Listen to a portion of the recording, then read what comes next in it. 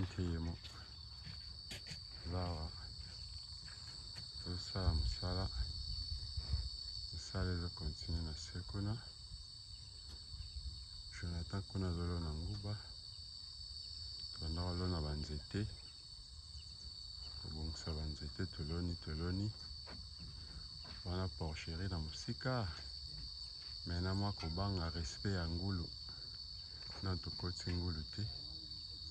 Banzete toloni mwa keke nzete sekoli kasi nano ekoki te yango wana kobakisa banzete. Ferme MP3X maleme ezomona nzela nango